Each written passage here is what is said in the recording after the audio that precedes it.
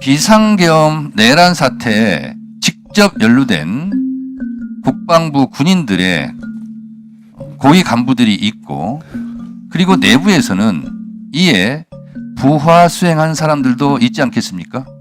네, 그렇게 판단하고 있습니다. 이거에 대한 감찰 계획은 있습니까?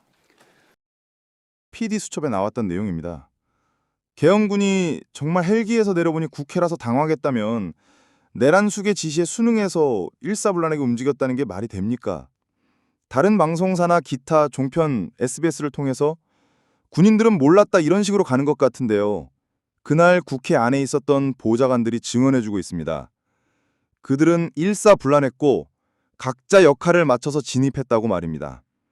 본관을 맡은 이들과 좌측우측 투입 인원이 잘났다고 확실히 보좌관들이 증언하고 있습니다. 사성장군 김병주 우련의 보좌관이 저렇게 말할 정도면 이건 정말 계엄군이 국회인지 모르고 들어왔다는 그 말은 성립이 되지 않습니다. 군인이 명령에 의해서 어쩔 수 없이 갔다. 이들은 일반병이 아니라서 차출돼서 간 청년들이 아닙니다. 저는 하사관 이상 특수교육을 받은 직업군인입니다.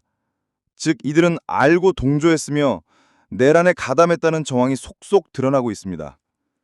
입으로 아무리 진실을 가린다고 해도 결국 드러나게 돼 있습니다. 즉, 이 사람들은 처음부터 국회 장악이 목표라는 걸 알고 행동한 겁니다. 그들이 모르는 척, 바보인 척, 아닌 척, 선량한 척 모두 가짜입니다.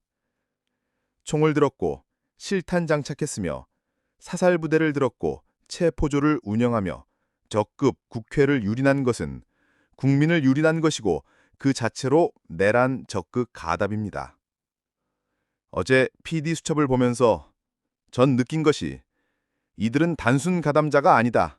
적극 가담자였으며 이제 와서 몰랐다는 어설픈 그들의 얼토당토 않는 거짓말이 제2, 제3의 계엄을 예고한다는 것을 모르시면 안 됩니다. 이화건현 국회외 정청래 대표의 중요한 내용 들어보시겠습니다.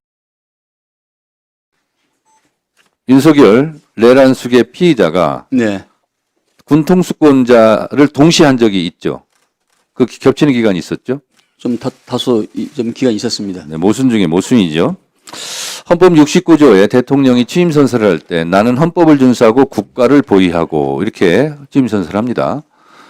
근데 이 현직 대통령 군통수권자가 헌법을 위반했다 하여, 그리고 위반 정도가 중대하다 하여 헌법재판소에서 8대0 전원일치로 파면되었죠. 네, 그렇습니다.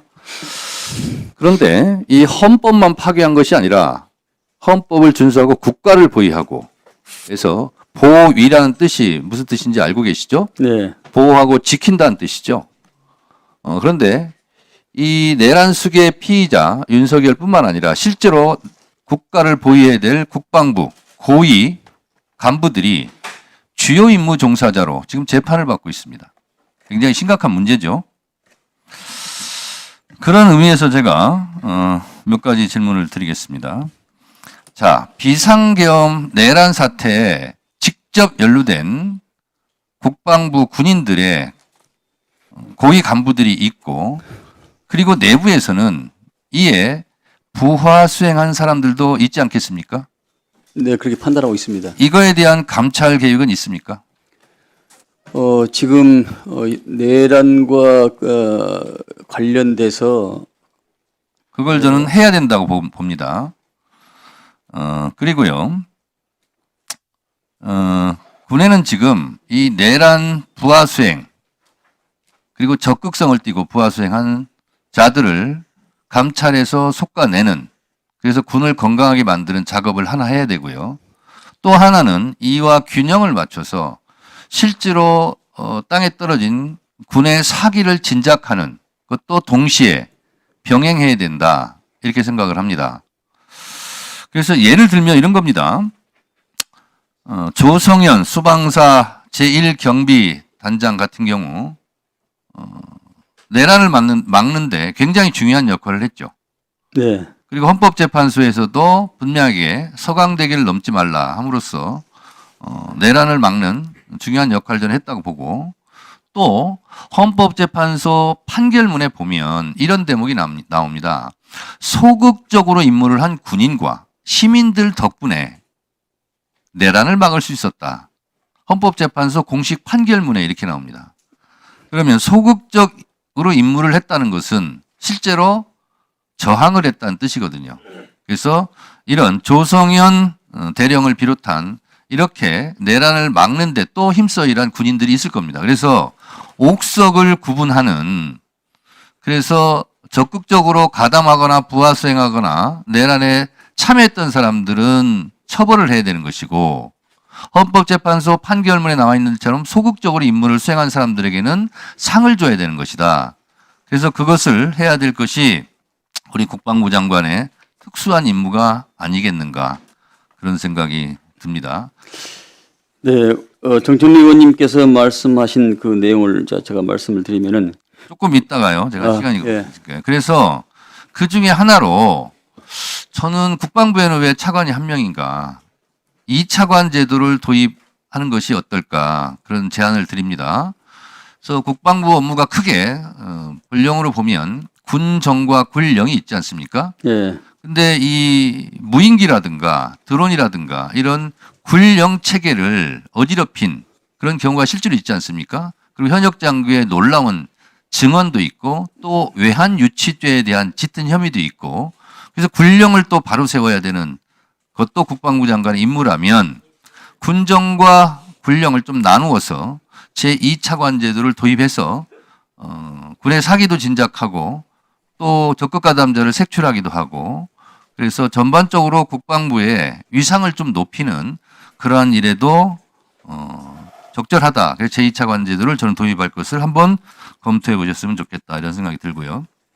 그런 차원에서 여러 가지 군의 기강이 해야 됐던 몇 가지 사례를 지적을 하자면요. 우크라이나 군수품 지원 내역을 실제로 모르거나 감추고 있지 않나, 이런 생각이 듭니다.